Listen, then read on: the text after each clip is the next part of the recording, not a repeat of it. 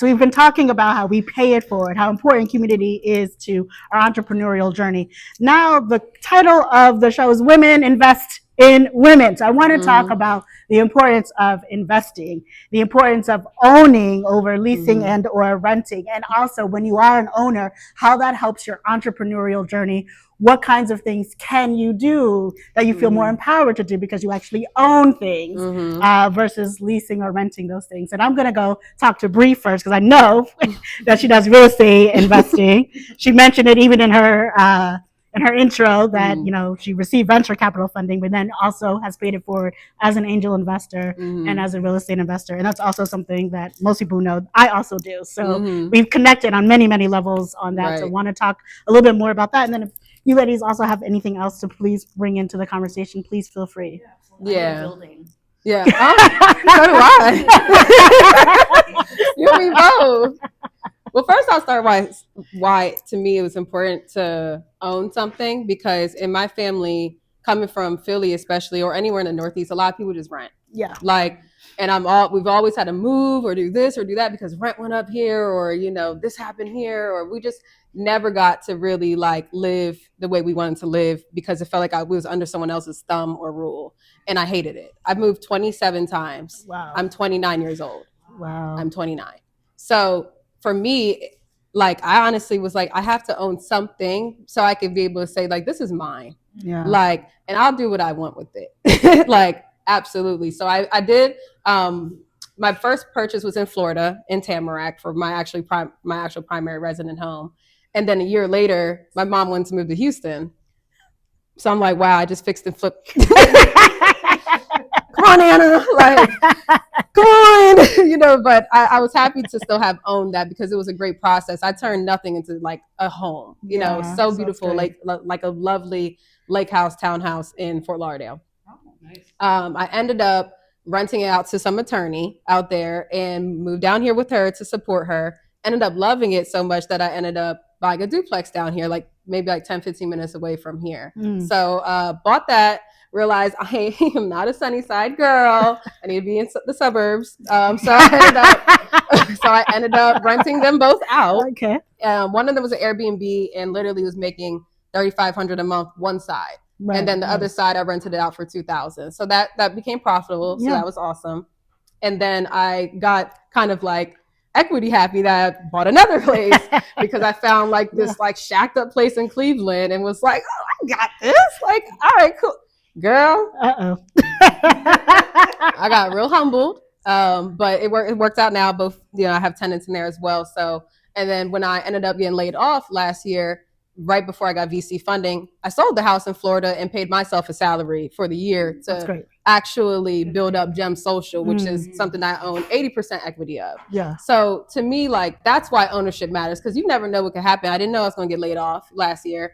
I also didn't know I was going to get VC funding, but I at least knew I'm about to sell this house in Florida. Yeah. I'm going to get some cash. It came up, came up money. And I didn't even spend that whole, $80,000 in profit on my salary, because if anyone knows how Jamaicans are, we are frugal. I will nickel and dime everything, so I really didn't have to go through that struggle, and I still was with my mother. But anyways, I say this to say that ownership helped me get through a hard time. Yeah. And if I didn't have that, I don't really know what I would have done. I mean, obviously maybe just going back and finding a job, because but also I didn't want to do that. Right. I wanted to take time to actually build my app. I wanted to actually take time and find the right property managers intentionally. When you're just all over the place, you don't take the time to actually sit and make a really good intentional decision, you're going to waste a lot more money making bad ones. Yeah. So I really took that time to myself to get all my things in a fair, getting the right people, aligned for Gem, getting the right people aligned for my real estate, getting the right people aligned for anything else I wanted to invest in. Khalil's here. He knows I want to invest in his platform, for example. Look at what it brought, so I know that he's solving a problem. So finding other founders as well that I want to invest in, because I see where they're, moving forward with, to me, is also important for me to have ownership on their cap table too. Absolutely. So I got a glimpse of what ownership did for me in a tough time. And I'm going to always be thrilled by that. And now I want to own everything. Yes, I love And that will. part. And will. And will. Let's put that in writing. Yes.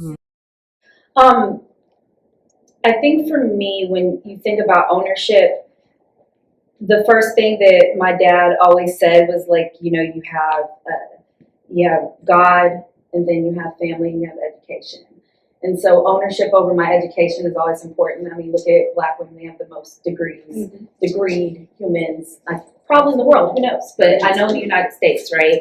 And then we could go down a rabbit hole of now how higher education is being devalued, and why is it now being devalued now that we have what was supposed to be obtainable, all of those kind of things. As far as business goes, I'm a strategic, logistical, and ops person. Like, I can see out into the future. I understand what's going on. I'm one of those people that really like return on investment. You invest in a Black woman, and these are numbers. These aren't like a feeling that, $1 you're going to get $1 million versus investing $1 million and losing $1 million, right? And so the US space has been self-funded. We lease this space, but I am a military brat, so I'm not held to anything. I will have all y'all come over here and move us if you need to move, and you will find me a building. You know what I mean? Like, because I believe in that kind of stuff, because this is the manifest destiny of what's going on with this, right? And then, I own my brand and I own my non-for-profit, but the non-for-profit is for the community. And so I love the fact that you said the part about owning property. Our family, we had a conversation about that. So whether one person owns it and we make sure that it's tied generationally, or we understand how this creates generational wealth for our family. But what's really interesting is that my niece and my nephew, they have no idea. Like, my niece was 2 years old, walked up in here and was like, this is mine. Like, their sense of entitlement it's so, I'm so happy for it, because my sense of entitlement is better than my parents and my grandparents. And I often tell people, like, we probably hold more entrepreneurs. We have like 4 generations of entrepreneurs going back. So that's just what we do. Like, somebody asked me earlier today, have you ever worked in corporate? And I was like, no, I haven't. Nonprofits, the bar industry, doing this for myself. And so for me, like, it's almost on the other end, but very clear avenue. Like, it's mine because it's mine. And the movability of the US space and our members is mobile if we need to be. But I think that's also inherently cultural as well. So, yeah, I mean, I guess that's my sense on ownership, is I just make sure I keep ownership of self and keep grounded in that. And the rest, I'm just going to go for broke because we're on borrowed time anyway. Yes, indeed. Yes, indeed.